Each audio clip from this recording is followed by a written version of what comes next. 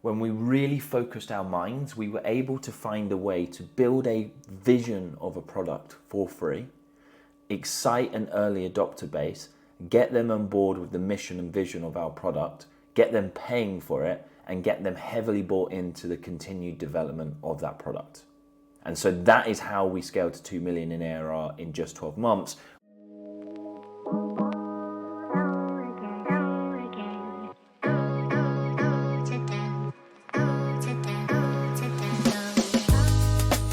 What I wanted to speak to you all about today is how you launch any SaaS product, any digital product for £0, $0, and the 3 key steps that you must go through to do this.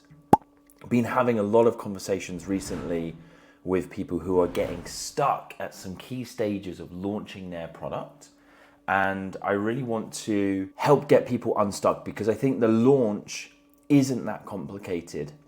There are pitfalls in which you will get stuck that we can help you avoid, but the launch is only the first part of a very long journey that you're going to be going on. So I want to help you get unstuck here, make sure that you can launch without investing any money really at all, and getting your product into the hands of paying customers sooner rather than later. So what I want to say is that you can launch any software product for absolutely no money.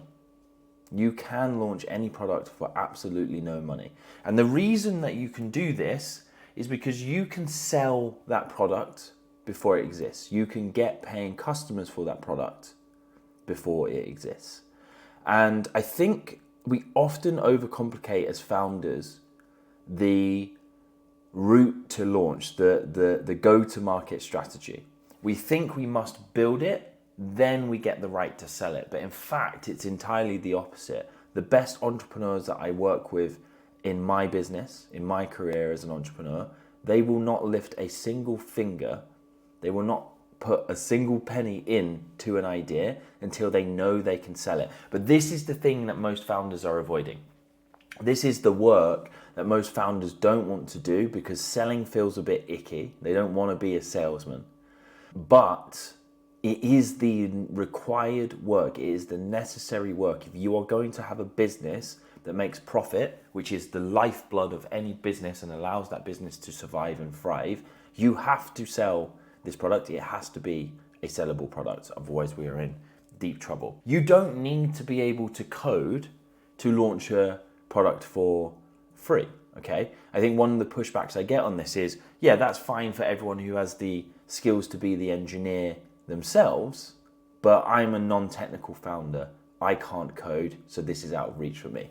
You absolutely can find a way to launch your product, create the vision, and sell it before it exists without being able to code. And I'm going to teach you how to do that today in this presentation. You do not need investors to say yes to your idea, to give you tons of money so that you can hire people who can build this thing for you, or you can go full-time in this role as a founder and get this thing built and launched.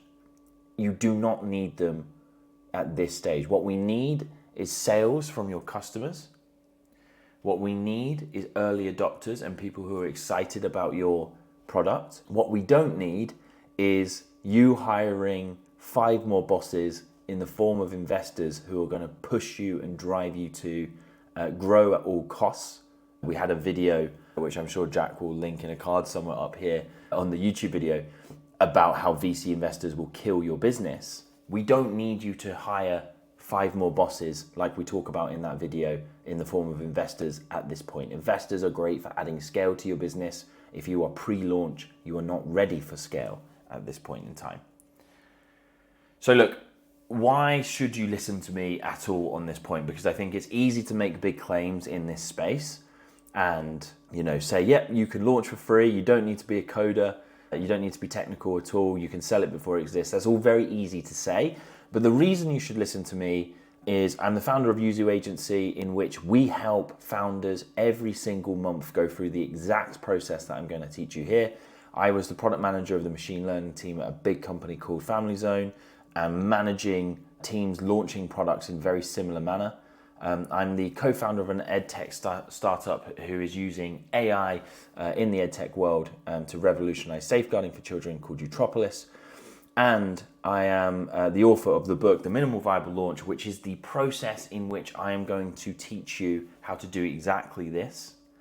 And the biggest thing I've ever done in my career, if any of you have spent any time talking with me, I've told you about the lessons I learned from this, was I scaled a product to 2 million in annual recurring revenue, and we started that product with Google Sheets. This is where I got the lessons in the trenches with my customers that if we didn't sell before we built, we put ourselves in a very, very difficult position within the business. And even in the industry in which I did this in, which was a highly regulated industry, dealing with very, very sensitive data, when we really focused our minds, we were able to find a way to build a vision of a product for free, excite an early adopter base, get them on board with the mission and vision of our product, get them paying for it, and get them heavily bought into the continued development of that product. And so that is how we scaled to 2 million in ARR in just 12 months. We excited such a number of potential customers that they were absolutely incredibly keen to get on board as an early adopter and shape this product to their needs. And you can do the exact same thing with the minimal viable launch methodology, which is what I'm going to teach you a little bit about in this video today. So what is the plan? Hopefully you think I've got something that's worth listening to. I've got experience in doing this.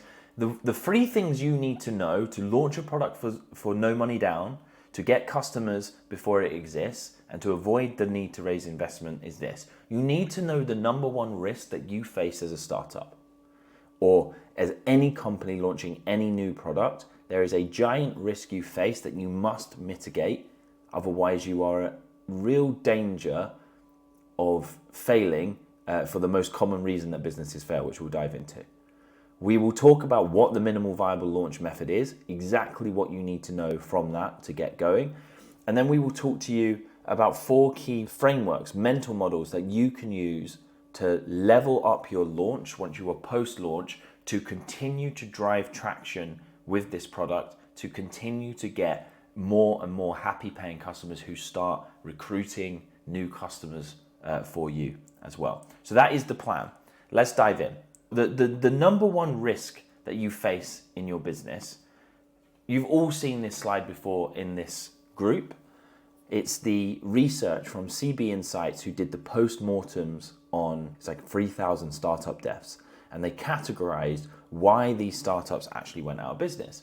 And what they found is the biggest category of reasons for businesses, identifying why they failed, was that they built a product there was no market want or need for. No matter how many times they tried to pivot, they could not find a product that people would happily pay them what they needed so that their company could thrive, their company could survive, and they could continue to innovate within the space that they were innovating in.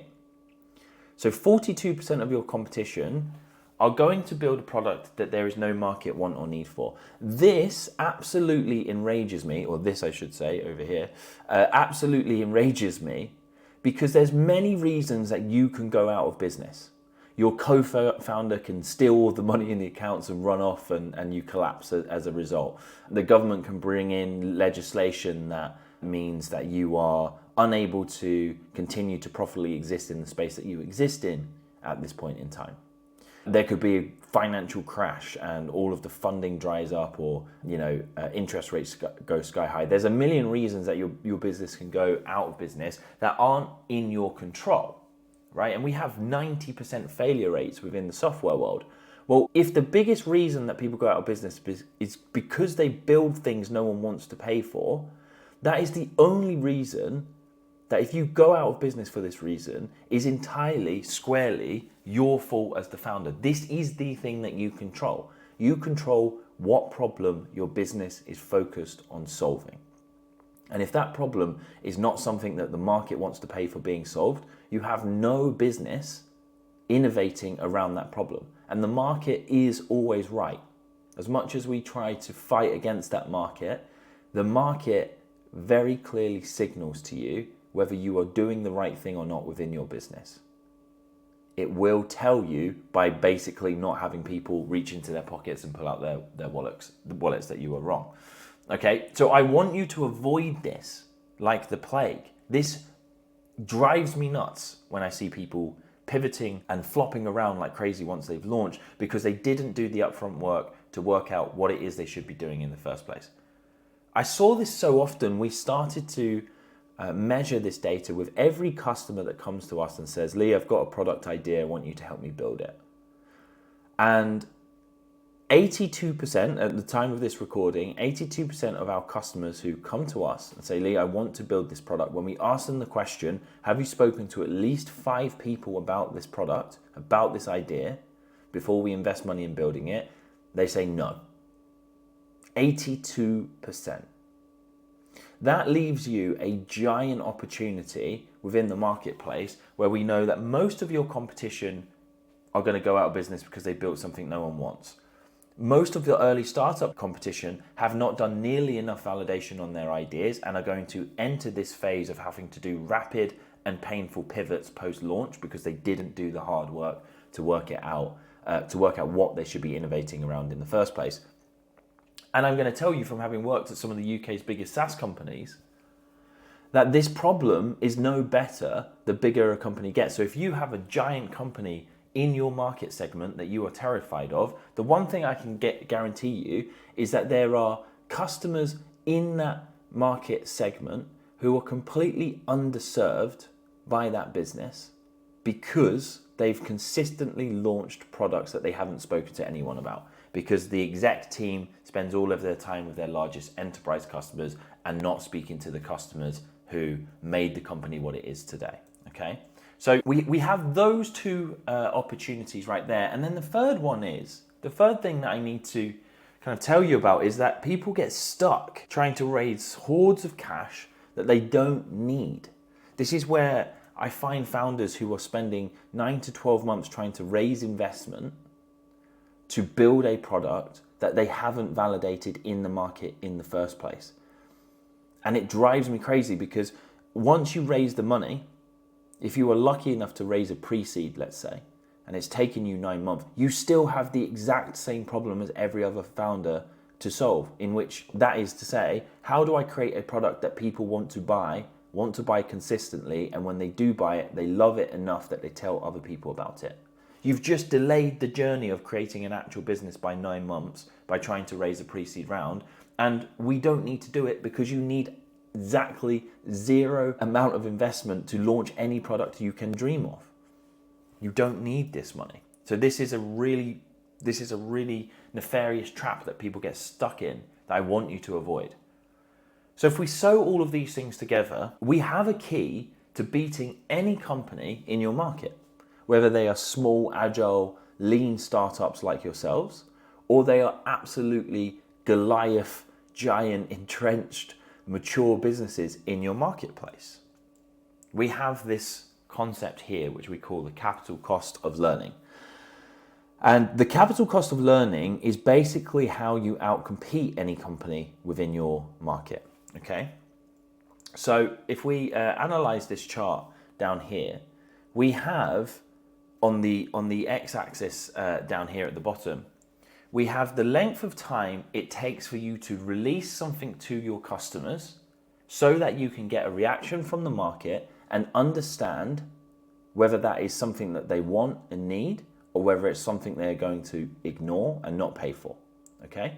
And on the y-axis, we have the amount of investment that it is going to take in order for you to create, build, and launch that version of whatever it is that you're trying to launch so that you can get that feedback from the market. And the idea here is really smart companies operate on the bottom left-hand side of this graph, and companies that are massively at risk of going out of business and or being outcompeted by much smarter startups operate on the top right of this chart here. Most people come to me and say, I want you to build my MVP.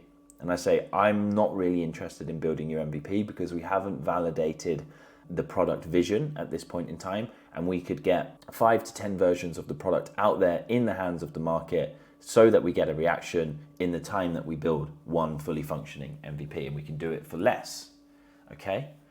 So the smartest entrepreneurs that I work with, Jack's going to give me a ding, I think, up here at some point on the Daniel Priestley counter. Daniel Priestley has launched over 7 businesses that have done over $1 million in revenue in their lifetime, right? A year, sorry. And he said to me when I was speaking with him on the ski trip that we went on a couple of months ago, he will not invest a single penny in any business idea unless he can sign up at least 30 customers who indicate clearly that they want this version of the product and they indicate how much they're willing to pay for that. So that's how he does market validation. The way he does that is through gathering some people's attentions, presenting them a vision for what they want to create, and then asking them to sign up for it. Takes him a matter of weeks to say yes or no. And this is how he consistently hits this ball out of the park, okay? So when we work with our customers, we help them operate within this research and prototype phase down here. And we know that real innovation happens in conversations, not code. The real innovations happens in this research and prototyping stage, not your MVP, and definitely not your production level product. Because innovation at its core is just listening out for repeating stories of pain and blockers to progress, creating a vision, we call it a vision prototype, of how you're going to solve that pain and allow those customers to make that progress within their business. Presenting it back to them and asking for the sale. That is the thing that most founders are trying to ignore doing or trying to avoid doing by raising money because they feel like then they don't have to do the icky sales thing, right? Hint, you always have to do this icky sales thing. The other reason this allows you to outcompete your competition is if you have very large competition in your market, they probably innovate within this production phase up here. It takes them 6 months to 12 months to launch a new version of the product. It costs them an absolute eye-watering amount of money. They move very slowly. They better hope that their product team has done the hard yards, done the research and validation to make sure that whatever they are launching is really desired by the market. And I'm going to tell you right now, having worked in product teams for very large businesses, it's very unlikely that is the case. Just look at some of the failed product launches for some of the biggest companies in the world. There is this malaise that builds up as they get bigger and bigger and bigger because they stop innovating in the research and prototype phase. It starts feeling a bit too risky, so they go towards full production innovation rather than down here with just conversations and research.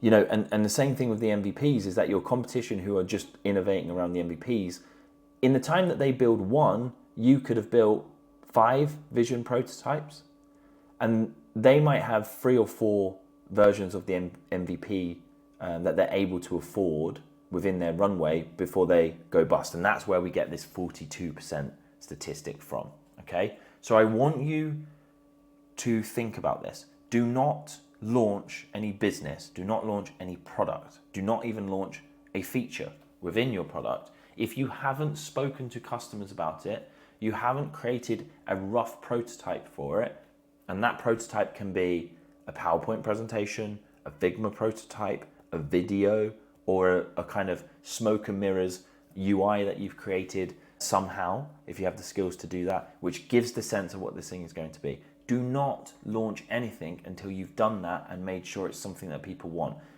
If you do this, you become so much more efficient, you become so much more faster in the pace of innovation that it's very difficult to compete with you in the market. And Elon Musk always says the only thing that matters is the pace of innovation. Nothing else matters. So that is the number one risk you are facing. Launching products that no one wants or needs, spending a lot of money to do so and taking a lot of time to do so, and or getting stuck raising money to do that exact same mistake. I want you avoiding that. We have to speak to the customers, show them our vision, and ask for the sale before we build. So how do we do this? The minimum viable launch method is born out of frustration of seeing this go wrong so many times, both in my career, but also with founders that I have worked with, where I've seen all of the common pitfalls that they get stuck with, and from that I started to work out, well, what is the process of successful entrepreneurs that I see and work with who move really fast, launch something that gains traction, has ready and waiting customers before it even gets built, and the risk is massively minimized. And it's a 10-step process, right? You need to know the game plan. You need to know the steps in which you're going to go through. You need to verify the opportunity that exists within the market. Who are you going to solve what burning hair problem for, okay? And then you need to create this vision. What does this product look like 5 years in the future if you had all of the funding, all of the team that you needed, the resources, the skills, and all of the luck in the world? What would you actually create to solve this problem? Dream big. Then you cut that vision down to what can we show early adopters to give them the light bulb moment. And we validate that by presenting that to customers and asking them for the sale. Once you've done step 3 in this diagram here, you then have a business if you haven't launched at this point. You have launched at that point once you get yes. And if you get no, you keep going round step 1, 2 to 3 until you get to yes. This is why we call this getting to yes. Once you have those yeses, you refine the vision, you build the MVP finally because you've reduced the risk in that. You onboard your early adopters, you get feedback from them, you create a user-centered development roadmap from the early adopter feedback that you have to excite them, to excite potential investors and partners, etc. You create a traction plan. How are you going to get traction with your startup in the next 90 days to the next 12 months? Near-term focus, things you can do to get money in the door, cash in the bank so your companies can survive. And then and only then do you go through the full launch. It's the last and least most important thing, okay? That is a lot for people to take on, and it's a lot for people to take in, okay? So the good news for all of you who are maybe feeling like that is a lot to take on is you only need the first 4 steps to launch any product that you can dream of, okay? You need to know the steps you're going to go through, which I'm going to show you in more detail in a second. You need to verify the opportunity, verify the problem exists and that people view it as a problem. You need to create your vision for solving that problem, and then you need to present that vision to people and ask them for the sale. That is all you should be focused on if you are pre-launch. This is the ingredients for a successful launch. A laser focus on one type of customer who has one very, very painful problem. We call it the burning hair problem, which we'll get into in how you level up your launch. You need a clear vision of how you're going to solve that problem for them. And you need to say no to more things than you say yes to, so you can remain very lean, very agile. And that's how you're going to move super fast and not need these investors. So I told you it was getting to yes. I'm going to tell you the story of an internal product that we are working on at the minute at the minimal viable launch, where it came from, what we did to validate the idea, and where we are at with it right now. So we were doing a lot of work with coaches who had high ticket mastermind programs. They're charging £15,000 to £30,000 a year per person to join their program. And we were helping them improve some of the experiences around those programs, okay? And I kept hearing the same thing when we were working with our customers. They kept saying to me, Lee, it's really frustrating. Once I get past about 25 students, I suddenly stop being able to give the level of customer service that we used to deliver, which allowed us to charge such high rates and have such great results for our customers. So every time we get over 25 people, I stop being able to know exactly what's going on in their lives and give them all the attention that they need. They start getting less results, they get unhappy, they churn out the program, they leave us bad results, and we kind of go in this crash and burn cycle. And I heard this from 3 different coaches that we were working with. And I thought, that is very interesting. Remember what I always say, innovation is all about listening for repeated stories of pain. And if you listen to it, you can create products that solve painful problems for people that they'll happily pay you for. So I said to my team, right, let's take our own medicine. Let's run through the minimal viable launch process ourselves internally. And let's see if this is actually something that we want to pursue. So what did we do? We went into the verify step. We took those same 3 customers and we did deep dive qualitative research conversations with them. We looked at what their pain was, what the blockers were, what that was doing to their business, their lives, etc. we heard the same stories repeating time and time and time again. We asked those free customers for referrals of who else should we be speaking to. And they eventually got us speaking with we went to the 5 mark, okay? But you're looking at 5 to 10 customers. We eventually spoke with 2 more coaches, and lo and behold, those coaches faced the exact same problems that their peers and colleagues were also facing. I'm now very excited at this point because we've started to verify this is a problem that happens repeatedly. Then I said, well, how do bigger coaching companies deal with this problem? Because if it's a problem for these smaller companies, it must be a problem for these bigger companies. So we found 2 experts who were coaches in very well thought of, very large coaching companies here in the UK. And we did research with them. We said, like, how did you solve these problems? And they said, oh, yeah, it was a massive problem. We actually ended up building custom software to solve it because we tried X, Y, Z product. It didn't really work. It wasn't really custom enough. It didn't understand this point, that point, etc. And so we started to understand that big companies have solved the problem, but they had to go down a really painful journey of creating custom software because nothing currently on the market was doing the right job for them. So then in step 3, we bring the team together, we look at all of our notes and our research, and we start to identify what are the core problems that keep coming up time and time again. What is the burning hair problem that we need to solve in order to get our prospective customers very excited about this product so that they will pay for it and buy it from us. That was step 1, verify.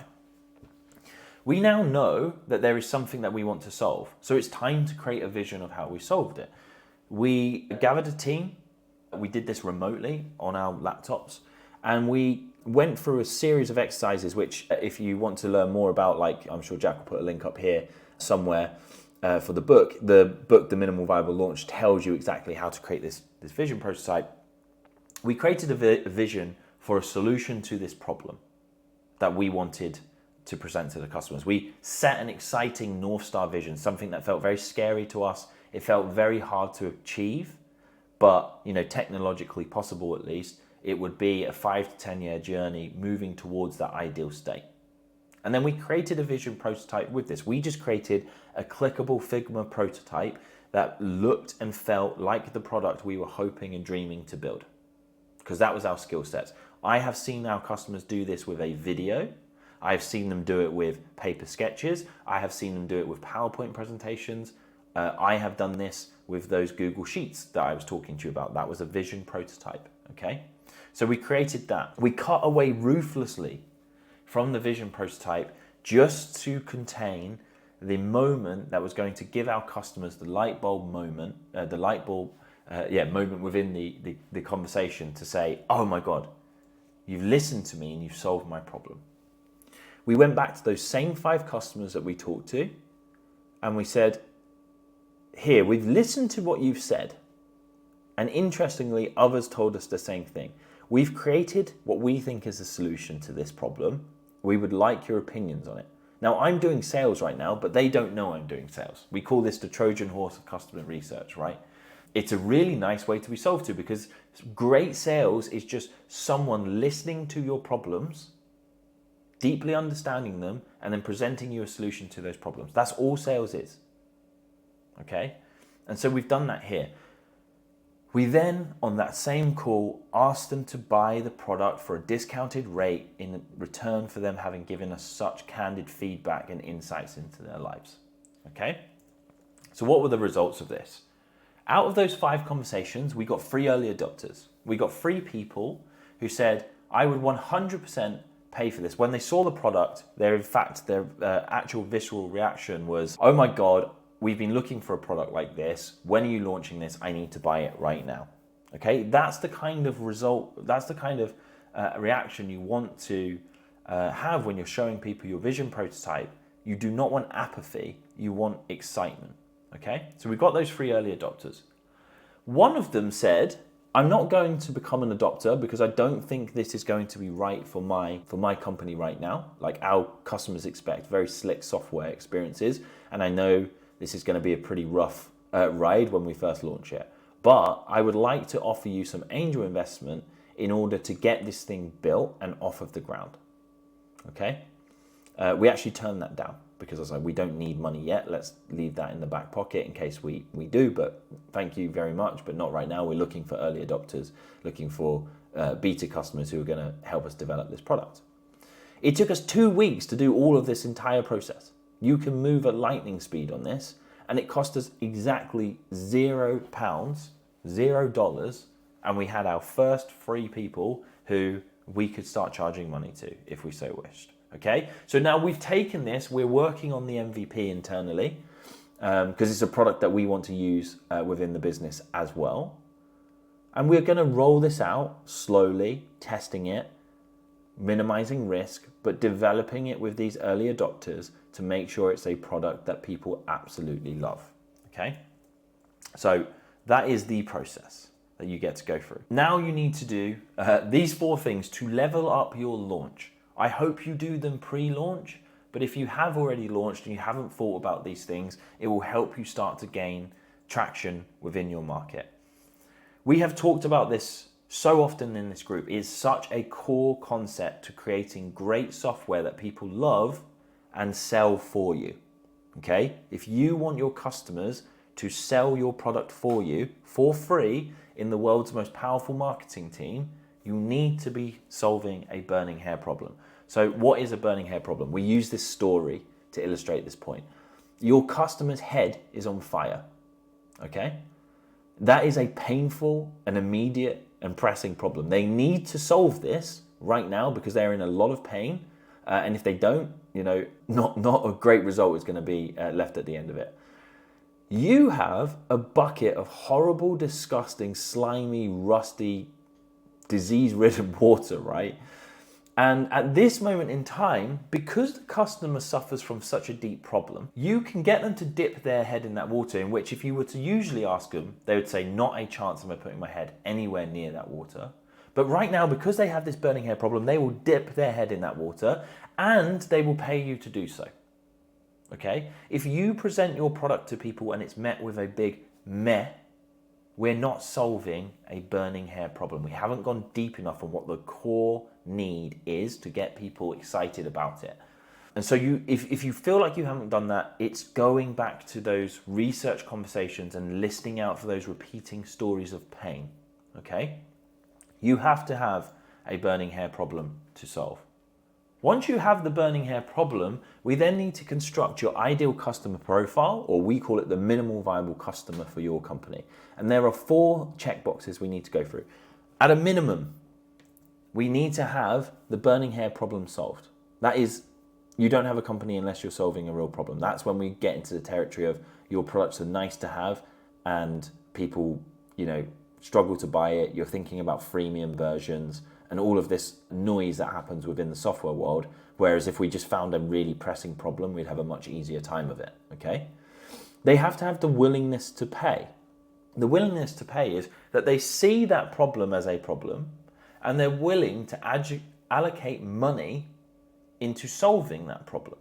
This looks like, say, for our business at the minimal viable launch, we don't tend to work with too many technical founders, if I'm honest with you, because they have a burning hair problem of not knowing how to launch a tech startup, but they don't have the willingness to pay because they like rolling their sleeves up and doing all of the development work and working this out. They have the ability to pay, but they don't have the willingness to pay. So they're very unlikely to become a customer of ours, right? So we don't focus our marketing efforts on those technical founders because most of the time they will want the guide, they'll roll their sleeves up and they'll get this thing done themselves. And that's great. They need to have the ability to pay you. I see this all the time when people are like creating products for, let's say, students or things like this, okay? Students are really difficult to market to because sometimes they don't control their own budget, or if they're like university students, their budget allocation is not on what the sensible product that you are trying to create to help them, okay? And so if your customers don't have the ability to pay you, you're flogging a dead horse. They can want it, they can really value it, but if they don't have the ability to pay you for it, you don't have a business. What you're running is a charity, and it's a very different ball game to play, all right?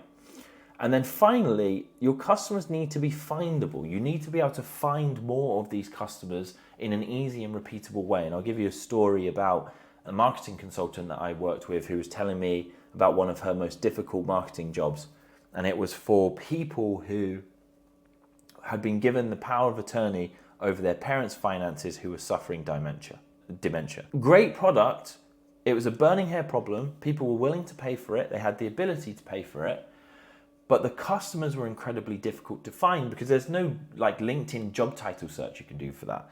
You can't pull up lists of thousands of these people. It's private medical data, so it's pretty sensitive as well. You can't just buy a list of everyone who has dementia in the UK and then target their family, right? Very difficult. So they had to go on this long journey of creating content and systems to attract these customers into their lives. So it's doable, but that's a really long buying cycle. And unless you are a great marketer, it's a very hard game to play.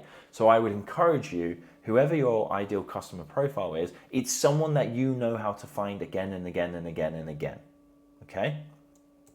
We need to think of your idea and we need to get you in either the top left or the top right quadrant of this chart. Otherwise your startup is dead, your product is dead, and you maybe don't know it yet, okay? So bottom left is low usage, low value, and only a few people might use it. This might look like you creating a car park payment app for one car park in the middle of nowhere that no one's ever gonna use. They have to download the app to pay for the parking. It's a real pain in the ass. Only like 10 people a year visit the car park. There's no point creating a software business around that. It's low usage and value. It only has a few users. It's dead on arrival. The worst place to end up is bottom right, because this is where you can actually kid yourself that there is a opportunity for you to create a great startup that could become a unicorn, okay? This is where it's low usage, low value, so people usually won't pay for it. They'll ask for freemium versions, all of this stuff. But you're able to convince yourself this could be millions of potential users. Millions of potential users. And that is what we call flogging a dead horse. It's a money pit. You will pour more and more time, effort, and resources into it. You will never be able to get people off the freemium version. You will struggle to get people to really pay for this. And eventually you'll come to the conclusion that maybe you should have killed this thing, 2 years ago, something like that. The top left is my favorite place to operate. This is Zebras, okay? This is where we are creating a high usage, high value product for a niche group of users in which we solve a painful problem deeply for. We avoid taking on investment and we use the profit from those customers who pay us very handsomely for what we do to innovate more and more deeply around that problem. It's a really fun place to operate. Or you have the unicorn playbook, which is where you are going for absolute scale, high value, high usage, millions upon millions of users, and you are playing the growth game where you're going to be getting in subsequent rounds of investment so that you can scale your business and get to the point in which you can start making money. It has a 99% failure rate. And if you're interested in this, we've done a video on why VC investment will kill your business, build zebras, not unicorns, which goes in depth about how that strategy, I think, is a really misplaced to, it's a really silly place to put all of your time and effort, because most unicorns basically are started by luck with people with vast amounts of resources behind them. It's not the story that we get told about those companies outwardly, but when you look at the story behind the scenes, it's not a fair game to be playing, okay? So I hope you're targeting this top left quadrant. And then lastly, to level up your launch, we have to think about the inertia tax. Now, the inertia tax is this idea that your product can't just be better, faster, cheaper. If your product is only better, faster, cheaper, no one will adopt it, or you will struggle to get people to adopt it. And the reason is this: any product, even if it's free, has a tax in adopting it. There is pain that people have to go through to adopt it. It's going to take their time. It's going to be risky for them, okay? There's going to be uncertainty, fear. They've got to go through behavior change. All of those things are painful, whether your customers realize it or not, but it's the things that prevent them moving forward. This is why we call it the inertia tax, right? So we have to 10x the experience of whatever is currently on the market, and we have to stack the gains and make sure they outweigh the pains. And a story here is a startup had created a restaurant booking app based on, she was working in restaurants, she kept hearing owners moaning about restaurant booking apps taking 30% of the booking fee, not working half the time, being a really bad experience, support was bad, and she thought, well, I've got the skills, I'm going to build something custom that does a better job for the restaurateurs. She did it. Her first initial adopters were her boss and some other restaurants that she worked in. They loved it. She thought, this is it. I've solved a massive problem. I'm going to scale this product like nobody's business. And then she launched it and realized that no one was adopting it. Even though they moaned about the current system incessantly, no one adopted her product. And she said to me, why is this happening? And we looked at it and I said, well, look, what does the process of actually adopting this look like? We realized that there was going to be some kind of transition period from the old booking system to the new booking system. The restaurateurs were scared about that because if the booking system broke, their business would go down. Some of the managers were like, to be honest with you, the product we've got right now is bad, but it's not bad enough for me to risk going with your product and it really messing the business up and me getting fired, right? No one gets fired for maintaining the status quo. And so what we decided to do was create an onboarding system in which they guaranteed any loss of earnings from switching over would be repaid to those customers. They created a team of people who helped manually do the switches on behalf of these customers, so there was no time and effort required from the restaurants themselves. And they said, if this breaks, we will reinstall the old system for you at our expense, so it will all be fixed. Once that was in place, they started to overcome the objections of people of not adopting their product. And you've got to think about these things for your product as well. It's not free to adopt, even if the product is free, okay? It's time, risk, uncertainty, etc. I hope you will agree with me that I have taken you through the plan. We said we're going to, in order to be able to launch a product for no money, to sell it before it exists, to avoid raising investment, and you don't have to be a coder to do so, we needed to know the number one risk you're facing. We needed to know the exact steps that we need to take with the minimal viable launch methodology to actually get this thing off the ground, present it to customers, create the vision prototype and make your first sales. And then I said I was going to take you through 4 key concepts which helps you level up your launch so that you can start getting traction faster and overcome some of the major pitfalls that people have post-launch. I hope that you agree with me that I've managed to deliver on that promise. If you like what you have seen here, there is much more detail in the Minimal Viable Launch book. It goes into how to create those vision prototypes. It goes into how to have those sales conversations, those customer research conversations in much more depth than we have time for here on this call today. And if you have a product that you are stuck trying to launch and you want to create your own minimal viable launch game plan for that product, scan this QR code. There's a link here. You can book in an hour session with myself where we will look at your product and we will map out the exact route that you need to take, the exact steps that you need to take to get this thing off the ground without spending any money.